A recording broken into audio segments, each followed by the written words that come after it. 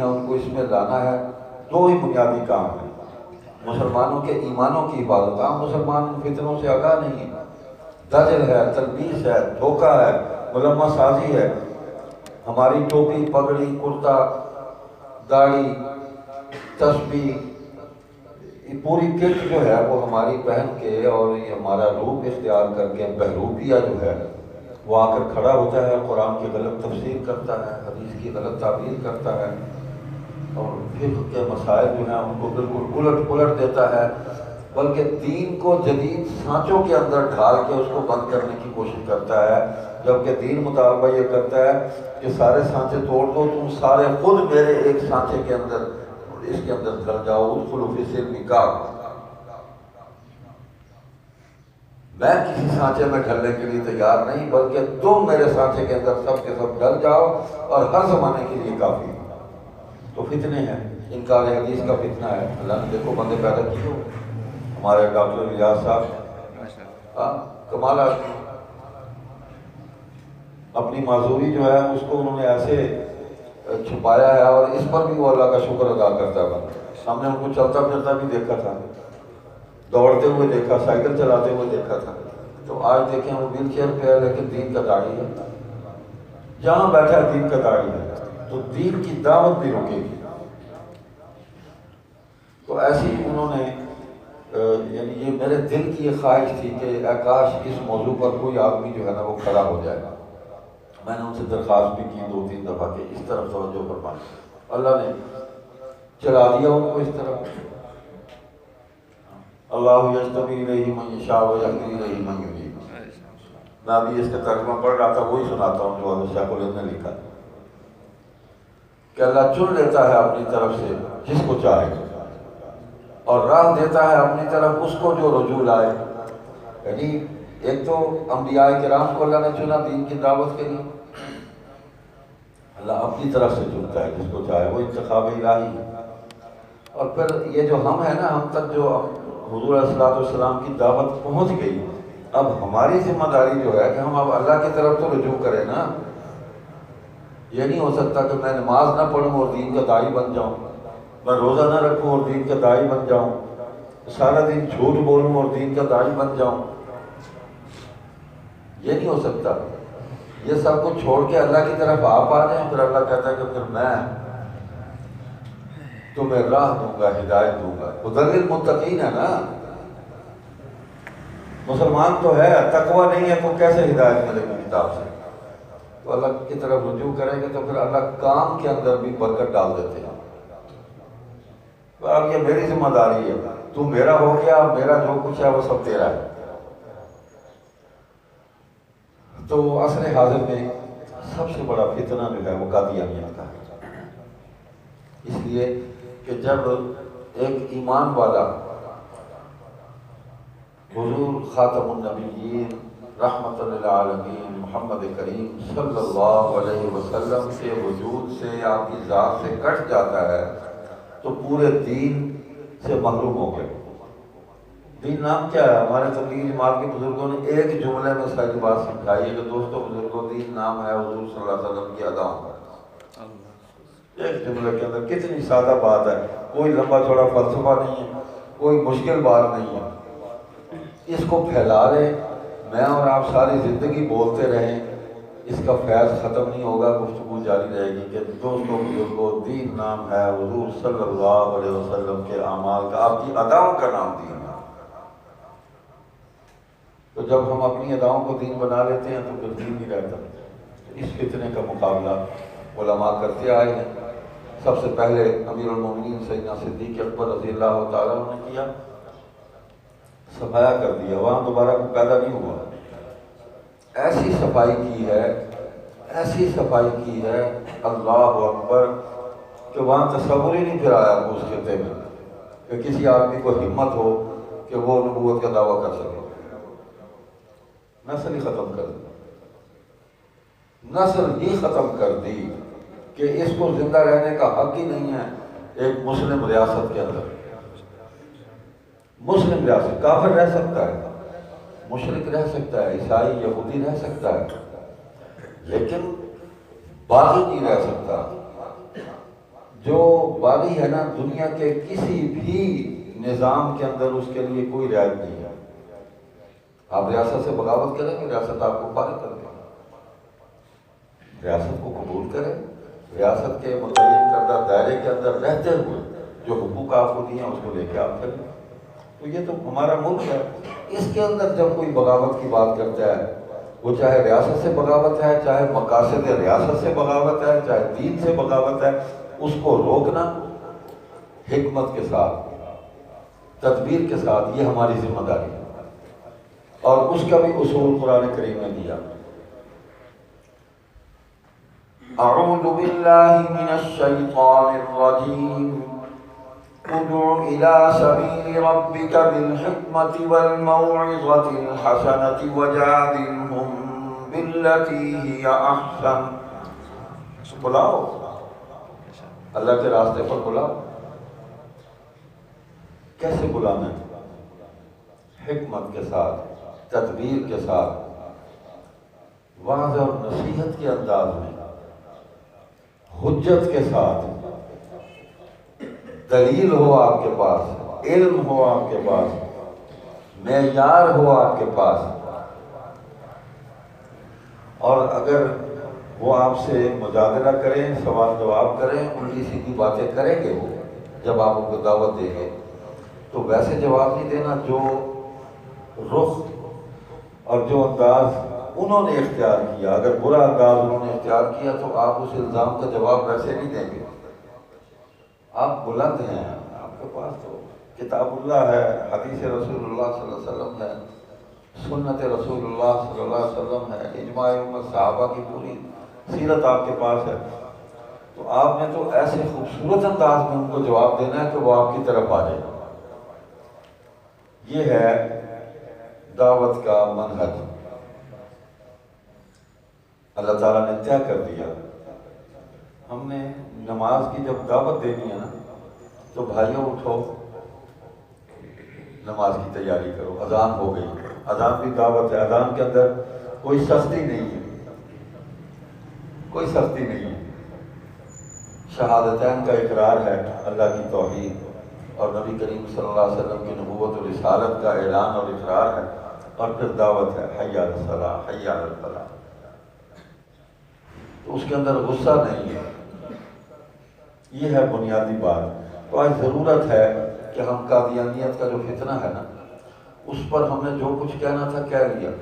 ایک ہوتا ہے تحریکی ماحول, اس کے اندر سخت سخت بات کر کے لوگوں کو اس راستے سے بالکل ہٹا دینا ہوتا ہے کہ کم از کم ہم اپنے بھائیوں کو تو بچا لینا کہ وہ اس طبقے کا نام بھی نہ سننا گوارا کریں, اس راستے کی طرف دیکھنا بھی گوارا نہ کریں.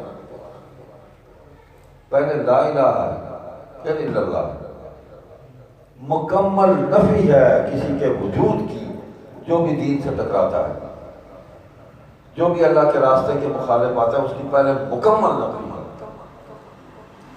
وہ نفی ہو گئی, کر دیا ہم نے الا اللہ محمد رسول اللہ. یہ جو اگلا مرحلہ ہے اس کی زیادہ ضرورت ہے. ارتداد ان کا کفر واضح ہو گیا, ہر چیز اب عام آدمی تک پہنچ گئی کہ یہ کیا ہے. تو اب ان کو دعوت دینا, ادع الی سبیل ربک بالحکمۃ والموعظۃ الحسنہ وجادلہم باللتی ہی احسن. جو ہماری گفتگو ہوتی رہتی ہے, صرف قادیانی ہی نہیں, جتنے بھی کفار اور مشرکین ہماری سوسائٹی میں موجود ہیں, بحیثیت انسان کے ہمارا ان سے کوئی جھگڑا نہیں ہے. بھئی انہوں نے بھی روٹی کھانی ہے, ہم نے بھی روٹی کھانی ہے. انہوں نے بھی کاروبار کر کے رزق کمانا ہے, ہم نے بھی کچھ تجارت کوئی شغل کریں گے کہ جس سے ہمیں روزی مل سکے, رزق مل سکے. جو بشری تقاضے ہمارے ہیں وہی ان کے ہیں, اس پہ تو کوئی اختلاف نہیں ہے. تو فطری نظام ہے. اختلاف تو عقیدے کا ہے, ایمان کا معاملہ ہے. تو اس پر ان کو دعوت دینا کہ جو آپ کے پاس ہے وہ ناقص مال ہے, جو ہمارے پاس ہے وہ بہترین مال ہے, سب سے بہترین مال ہے. یہاں بھی کام آنے والا ہے, آخرت میں بھی کام آنے والا ہے. یہ بات سمجھانی ہے. آپ جتنے اچھے سے اچھے طریقے سے سمجھا سکتے ہیں سمجھا دیں. تو الحمدللہ مجلس آراء اسلام کے شعبہ دعوت و تبلیغ نے ہندوؤں کو بھی دعوت دی، عیسائیوں کو بھی دعوت دی، قادیانیوں کو بھی دعوت دی، بہائیوں کو بھی دعوت دی۔ اتنے فتنے ہیں کہ ہمارے بھائیوں کو پتہ ہی نہیں ہے کہ یہ کون لوگ ہیں، کہ کیا قائد ہیں۔ ہم مسلم بھائی ہیں، نہیں پتہ آپ نے، وہ شاید ایک آدھ پتہ ہی جانتا ہو۔ بہاءاللہ تھا، ایران کا تھا، تو وہ مستقل کتاب لے کے آیا، کتاب مقدس، اور قرآن کریم کی شکل میں ہی اس کو شائع کیا، استغفر اللہ، جیسے آیات قرآن کی بڑا خوبصورت کر کے 7 رنگا اس نے شائع کیا ہوا ہے۔ اور وہ کہتا ہے کہ حضور صلی اللہ علیہ وسلم نبی تھے، اب نہیں، اب میں ہوں، اور مستقل کتاب مجھ پر یہ نازل ہوئی ہے، یہ کتاب ہے۔ اچھا، جو مذہب اس نے پیش کیا دین نہیں ہے، دین صرف اسلام ہے، یہ باقی مذاہب ہیں، بالکل متصادم ہے، اسلام کے بالکل متصادم ہے۔ حلال و حرام کے مسائل بھی سارے مختلف کام کر رہے ہیں، وہ ہمیں پتہ ہی نہیں ہے۔ پیچھے ریاستیں بیٹھی ہیں ان کی، پورا یورپ ان کے پیچھے بیٹھا ہے جو فنڈنگ کرتا ہے۔ کیوں کرتا ہے؟ حالانکہ وہ یورپ بہائی نہیں ہے، اس لیے کہ مسلمانوں کو نقصان پہنچانے کے لیے یہ جو طبقات ہیں یہ ہمارے لیے بہترین کام کرنے والے ہیں۔ تو ہم نے ان کو بھی دعوت دی، الحمدللہ اس میں سے بھی مسلمان ہوئے۔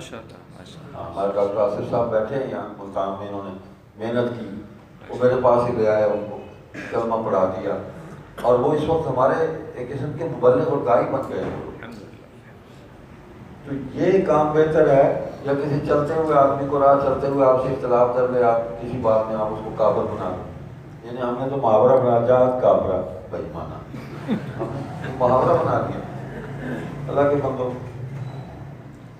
مسلمان بنانے کی ضرورت ہے، اور جو مسلمان ہیں ان کے اعمال جو ہیں وہ سنت کے مطابق اتنے مضبوط ہو جائیں، عمل کے اندر سنتیں اتنی جاری ہو جائیں کہ وہ آدمی چلتا پھرتا ایک داعی نظر آئے، اس کو دیکھتے ہی لوگ کہیں کبھی آدمی بڑا زبردست ہے، سچا مسلمان لگتا ہے، اس کے وجود سے ہی لوگوں کو دعوت پہنچے۔ جب وہ بولے گا وہ تو بات کی بات ہے، تو اس کی ضرورت ہے۔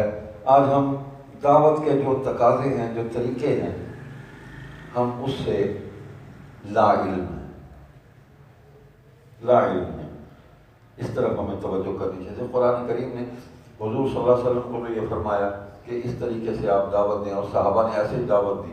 جہاد الگ چیز ہے، دعوت الگ چیز ہے۔ جب جہاد کرنا ہے تو اس وقت دعوت نہیں چلتی، اس وقت جہاد ہی ہوتا ہے، اور جب دعوت دے رہے ہیں اس وقت جہاد نہیں ہوتا۔ اب دیکھیں نا، بالکل مختلف شعبے ہیں، مختلف سمتیں ہیں۔ آپ کسی کو گالی دے کے دین کی طرف نہیں بلا سکتے۔ حضور صلی اللہ علیہ وسلم نے فرمایا انما بعثت رحمتا ولم ابعث لعانا، میں رحمت بنا کر بھیجا گیا ہوں، لوگوں پر پھٹکار دینے والا بنا کر نہیں بھیجا گیا۔ تو سراپا رحمت ہے، رحمت للعالمین، یہاں بھی آخرت میں بھی۔ یہاں بھی آپ کے وجود سے بنی نوع انسان کو نفع ہے، اور آخرت میں بھی انشاءاللہ اپنی امت کو پورا پورا نفع پہنچائیں گے۔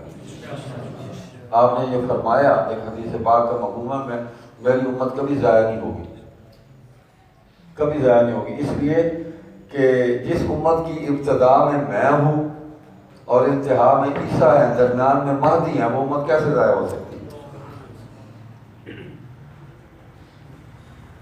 اب دیکھیں نا، موسیٰ علیہ السلام کو فرعون کے ساتھ گفتگو کے لیے جب وہ جا رہے ہیں تو اللہ پاک ان کو بھی ہدایت دے رہے ہیں۔ وہ وَقُولَا لَهُ قَوْلًا لَيِّنًا لَعَلَّهُ يَتَذَكَّرُ أَوْ يَخْشَىٰ، ذرا نرم و گداز لہجے میں ان سے بات کرنا، ہو سکتا ہے کہ آپ کے اس نرم لہجے سے، اس خوبصورت انداز سے وہ نصیحت پکڑ لے، ہدایت پر۔ حالانکہ اللہ جانتے ہیں کہ اس نے ہدایت قبول نہیں کرنی، لیکن اللہ پاک اپنے نبی کا اسوہ جو ہے، ان کا جو حسین ترین عمل ہے اس کو بنی نوع انسان کے سامنے پیش کرنا چاہتے ہیں کہ میرے بندے کا یہ حسین کردار ہے، اور جو مجھ سے دور ہوا نافرمان ہے میرا، اس کا یہ عمل ہے۔ آخر میں تو اس نے بھی کہا کہ میں مانتا ہوں تیرے رب کو، وہ کہا ہوں ویلا لگ گیا۔ وقت ہوتا ہے نا دعا کی قبولیت کا، سکرات شروع ہو جائے تو توبہ کا دروازہ بند ہو گیا، تو موت سے پہلے ملک الموت کے آنے سے پہلے توبہ کے سارے دروازے کھلے ہیں، جس دروازے سے مرضی آپ داخل ہو جائیں اللہ معاف کر دیں گے۔ ہر قدم پہ توبہ کا دروازہ اللہ نے کھلا رکھا ہوا ہے، اور شیطان کا کام یہی ہے کہ توبہ کے ہر دروازے سے بچا کے کٹ مار کے زگ زیگ ادھر ادھر کر کے وہ آپ کو جہنم کے راستے پر لے جائے۔ تو اللہ کے سارے بندے، دین والے، علماء حق، وہ اپنی ذمہ داری کو محسوس کرتے ہیں، اور یہ جو الٹے سیدھے راستے ہیں ان سے بچا کے پوری روشنی ڈال کے یہ دیکھو یہ غلط جا رہا ہے تو سیدھے راستے پر لانے کی دعوت دیتے ہیں۔ وَقُولُوا لِلنَّاسِ حُسْنًا، لوگوں سے اچھے طریقے سے بات کرو، خوبصورت طریقے سے بات کرو، گالیاں مت دو۔ میں آپ میں سے کسی طالب علم کو بلاؤں، بیٹا بات سننا ذرا، تو آپ فوراً آئیں گے، آپ کے دل میں نا فطری طور پر ایک محبت پیدا ہو جائے گی کہ مجھے اس نے بیٹا کہہ کے بلایا، کتنی محبت کی ہے۔ میرے بھائی بات سننا ذرا، دل میں محبت پیدا ہو جائے گی۔ اوے گل سنو ادھر آئے، فرق پڑا؟ آپ آ تو جائیں گے اور اندر سے آپ کہیں گے بندہ بڑا کو بدتمیز ہے، گفتگو کی تمیز نہیں ہے۔ میں ایک دن مجھے یاد ہے نواب رسول اللہ خان مرحوم، ان کے ساتھ میں گاڑی میں بیٹھا یہاں ان کے دفتر سے، تو ایک میٹنگ تھی اس میں جانا تھا، ان کا میرے ساتھ آ جائیں، تو وہ اسٹیشن کے ساتھ ہی آگے وہ موڑ والا چوک ہے وہاں سے گزرے، تو اچانک سگنل جو ہے وہ سرخ ہو گیا، تو گاڑی رک گئی، تو ٹریفک کے پولیس مین جو کھڑے تھے وارڈن، ان کی اچانک نظر پڑی نواب رسول اللہ خان، بڑا آدمی تھا، بغیر کسی مطالبے کے انہوں نے سلوٹ کیا، سلام کیا۔ نواب صاحب نے شیشہ اتارا گاڑی کا نیچے کیا، وعلیکم السلام وعلیکم السلام وعلیکم السلام، مہربانی آپ کی، مہربانی آپ کی، اللہ خوش رکھے آپ کو۔ اچھا ہم پیچھے بیٹھے سوچ رہے تھے، میں نے کہا دیکھو ایک یہ آدمی ہے کہ اس نے ان سے سلام اور سلوٹ طلب نہیں کیا، یعنی نواب صاحب کا پروٹوکول یہ نہیں ہے کہ ان کو سرکاری ملازم یا فورسز والے ان کو سلوٹ کریں، لیکن اگر یہاں سے ایس پی صاحب ابھی گزرے تو ان کو جبراً پروٹوکول میں اس کے شامل ہے سلوٹ کرنا پڑے گا، نہیں کرے گا تو پنشمنٹ ہوگی، سزا ہوگی کہ صاحب گزرے ہیں تو نے سلوٹ نہیں کیا۔ لیکن میں نے کہا فرق یہ ہے کہ صاحب گزرے گا، یہ صاحب کو سلوٹ بھی کرے گا اور دل سے گالیاں بھی دے رہا ہوگا، اور جب صاحب چلا جائے گا پھر بیٹھ کے اور زیادہ گالیاں زبان سے بھی دے گا۔ لیکن ایک یہ آدمی ہے، اس نے طلب بھی نہیں کیا، اس کا پروٹوکول بھی نہیں ہے، لیکن اس کو سلوٹ کر رہا اور دل سے ایک بڑا آدمی ہے، ایک اچھا آدمی ہے۔ یہ ہے جو فرق ہوتا ہے آدمی کے اپنے کردار کی وجہ سے قائم ہوتا ہے، تو جبر نہیں ہے دین میں۔ آپ کسی مسلمان پر بھی جبر نہ کریں، دعوت ہے تو اچھے انداز میں بات کی جائے، اچھے انداز میں دعوت دی جائے۔ لیکن میں کسی قادیانی کو جب گفتگو کرتا ہوں اس کو دین کی دعوت دیتا ہوں، تو اگر میں یہاں سے شروع کروں، اب میں مسجد ہے وہ الفاظ دہراتا نہیں، یعنی مرزا کو میں چار گالیاں دے کے کہ تو ان بننے والا ہے تو میری گل سن، آپ گالی دے کے اس کو کہہ رہے ہیں کہ آپ میرے ساتھ آ جائیں، نہیں آئے گا۔ حضرت مفتی محمد شفیع صاحب رحمۃ اللہ علیہ نے لکھا ہے ایک جگہ غالباً ختم النبوت کامل کے اس کے مقدمے میں، تو میں نے جب یہ کتاب لکھی حضرت انور شاہ صاحب کشمیری رحمۃ اللہ علیہ کے حکم پر لکھی، تو اس میں کچھ باتیں میں نے قادیانیوں پر تنظم بھی لکھی، کچھ تھوڑا سا اس میں سختی میں نے اختیار کی۔ تو ایک قادیانی نے اس کتاب کو پڑھ کے مجھے خط لکھا کہ دلائل تو بڑے زبردست تھے آپ کی کتاب کے، جب میں نے پڑھی مجھے بڑا متاثر کیا اس نے۔ جی چاہتا تھا کہ آپ کی طرف آ جائیں، لیکن جو انداز آپ نے اختیار کیا وہ مانے جائیں۔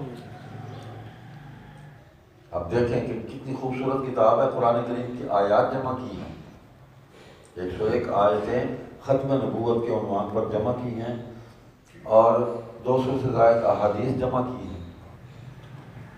متاثر بھی وہ ہو گیا، لیکن وہ کہتا ہے یہ جو آپ نے تشریحات میں جو انداز اختیار کیا، جو ہمیں سخت اور تند و تیز باتیں کی ہیں، یہ آپ کی طرف آنے میں رکاوٹ بن گئی ہماری۔ تو مفتی صاحب فرماتے ہیں میں نے رجوع کیا، مجھے نہیں معلوم کہ اس آدمی کا کیا بنا، لیکن میں نے پوری کتاب کو دوبارہ اس کو پڑھا، جہاں جہاں سخت باتیں تھیں میں نے نکال دی، کتاب دعوت بن گئی کہ یہ قرآن ہے، یہ حدیث ہے، یہ اجماع امت ہے، اب آپ کی مرضی ہے، حجت آپ پوری کریں۔ تو آج ضرورت ہے، تو اس حوالے سے مختلف تنظیمیں، مختلف جماعتیں محنت کر رہی ہیں، سب مخلص ہیں۔ ایسے ہی ہے نا، ایک جامعہ فتح ہے، ایک جامعہ اشرفیہ ہے، جامعہ قاسمیہ ہے، اور دارالعلوم ہے، ہر طرف مدارس جو ہیں ان کی روشنی پھیلی ہوئی ہے۔ تو سارے ایک ہی کام کر رہے ہیں اپنے اپنے دائرے کے اندر، منزل سب کی ایک ہے، ہم سب نے بیت اللہ کی طرف ہی جانا ہے۔ تو دنیا کے چاروں طرف سے لوگ یوں آ رہے ہیں بیت اللہ سے، راستے مختلف ہیں آنے کے، اس لیے کہ سمتیں مختلف ہیں، جغرافیہ مختلف ہے، زبانیں مختلف ہیں، قومیں مختلف ہیں، تو وہ اپنے اپنے مرکز سے سارے چل کے ایک مرکز پر آ رہے ہیں۔ تو مدارس بھی ایسے ہی ہیں، ہم سب کے سب مختلف علاقوں سے، زبانوں سے تعلق رکھتے ہیں، تہذیبوں سے تعلق، سارے اللہ کی طرف آ رہے ہیں، ہم سارے حضور خاتم النبیین محمد کریم صلی اللہ علیہ وسلم کی طرف آ رہے ہیں، ہم سارے کتاب اللہ کی طرف آ رہے ہیں، ہم سارے اجماع امت کی طرف آ رہے ہیں۔ تو آنے کے راستے تو مختلف ہو سکتے ہیں، لیکن جب یہاں آتے ہیں پھر راستہ ایک ہو جاتا ہے، کیونکہ مقصد سب کا اللہ اور اللہ کے نبی صلی اللہ علیہ وسلم کی طرف ہی آنا ہے۔ تو اس دعوت کو کیسے ہم نے دینا ہے؟ مختلف مذاہب کے لوگ ہیں، کس سے کیسے بات کرنی ہے؟ یعنی ایک گفتگو میں اپنے بیٹے سے کر رہا ہوں، وہی گفتگو میں اپنے مذہب کے شدید ترین مخالف سے جب کروں گا تو میرا انداز ہی بدل جائے گا۔ میرا بیٹا تو مسلمان ہے،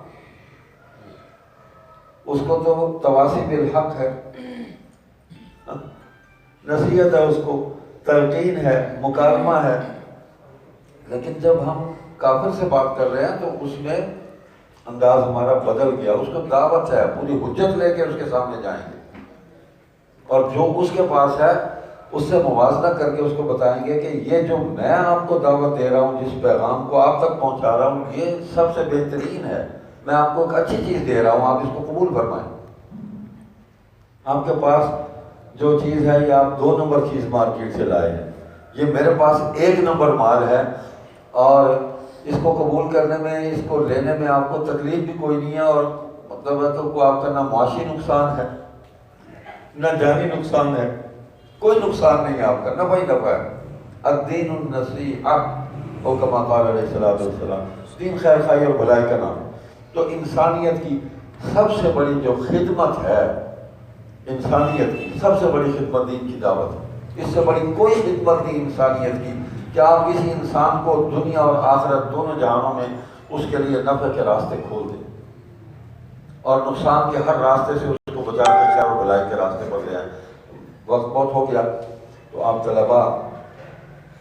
طلباء دین بہترین لوگ ہیں اس معاشرے کے، سب سے بہترین لوگ، خیرکم من تعلم القرآن وعلمہ، آپ سے بہتر کون ہو سکتا ہے؟ آپ کے بہتر ہونے کی خوشخبری جو ہے وہ حضور صلی اللہ علیہ وسلم نے عطا فرمائی ہے، ہمیں کسی سے کوئی سند دینے کی ضرورت نہیں ہے، ہم کسی سے مروب نہیں ہیں، زندگی میں کبھی کسی ماحول میں مروب نہ ہونا، بس یہ اپنے دل میں یہ بات ڈالو، کبھی مروب نہیں ہونا، مروب ہو کر ٹوپی اتار کے جیب میں نہیں ڈالنی،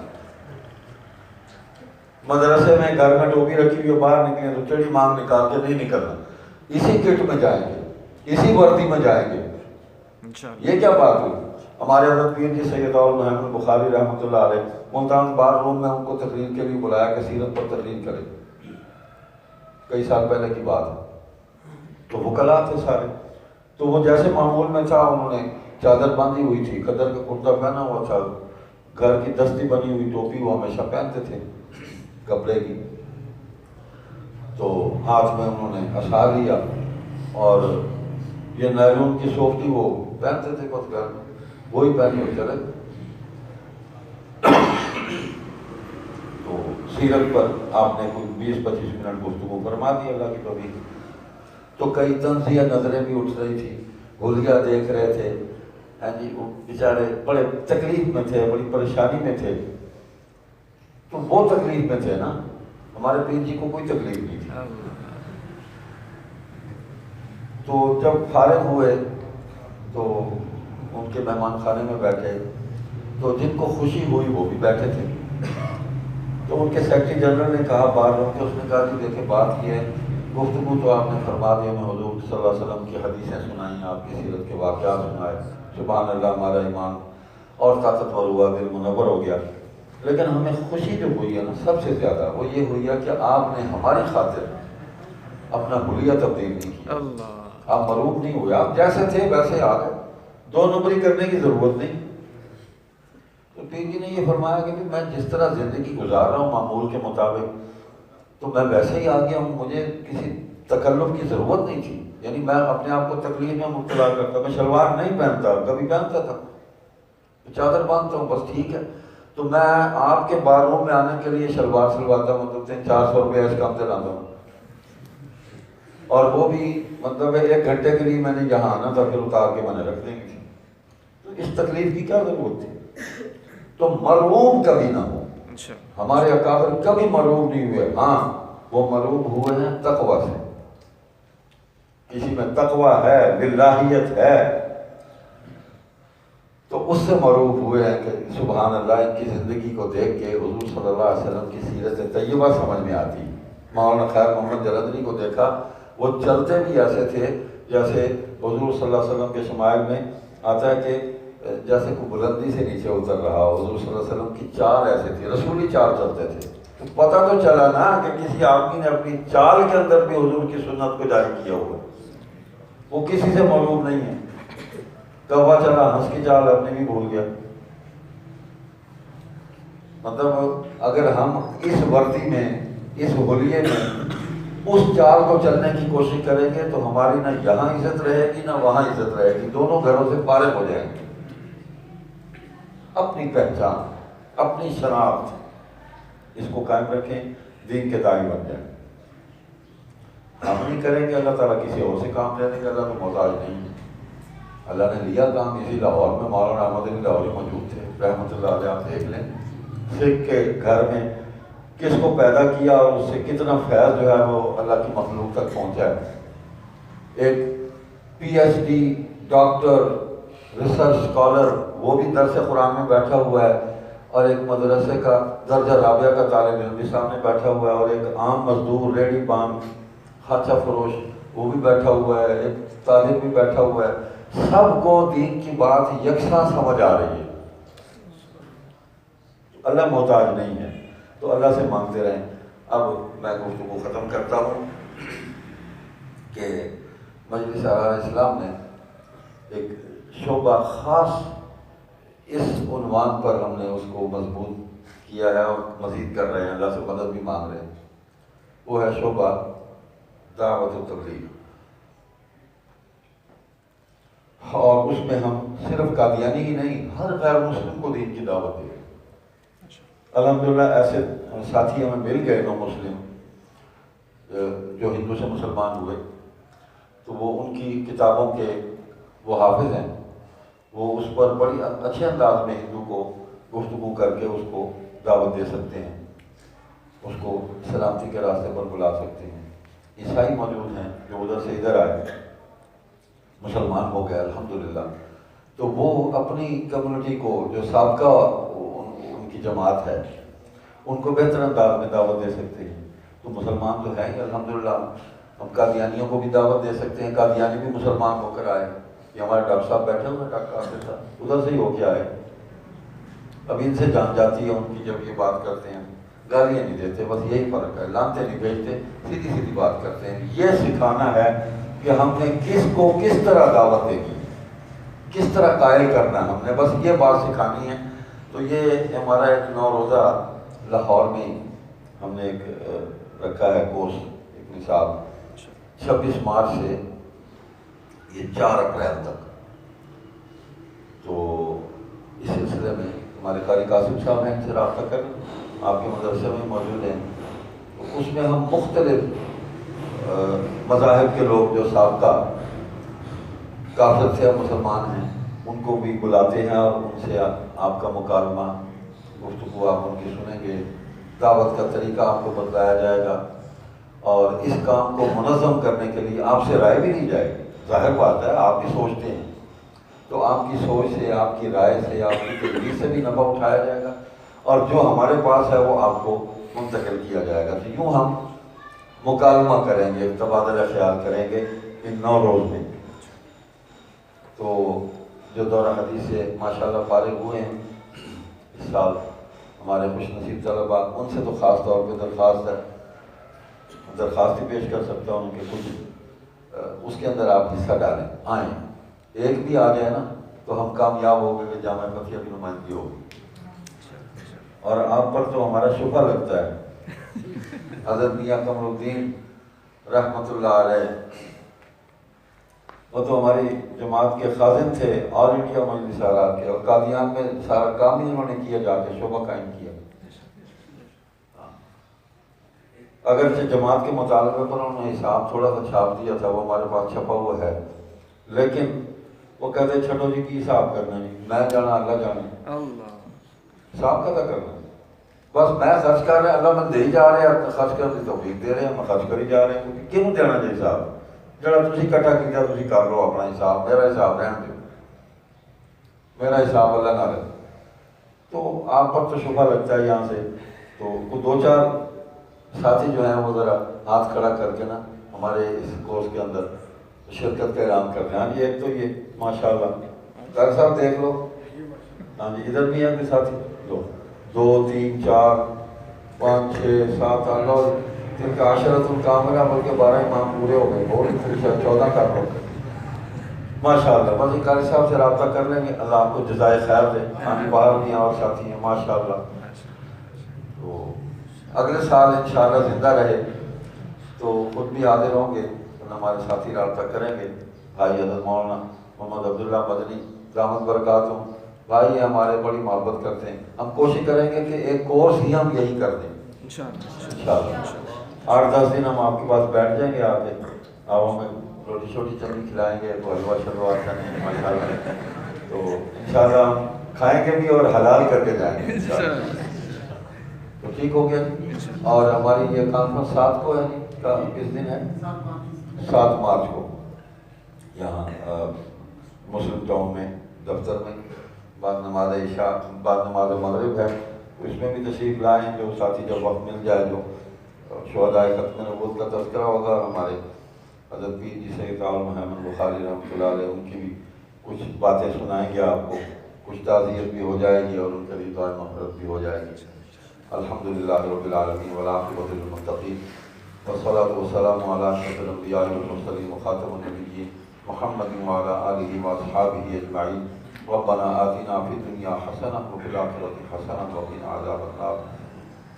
اللہم ارحمنا واغفر لنا واصلح احوالنا یا ارحم الراحمین. اے اللہ تمام بیماروں کو شفا عطا فرما، جو جسمانی بیمار ہیں اللہ ان کو صحت دے، اور جو عقیدے اور نظریے کے طور پر بیمار ہیں اللہ ان کو روحانی شفا عطا فرما، ان کے عقائد کو درست فرما دے.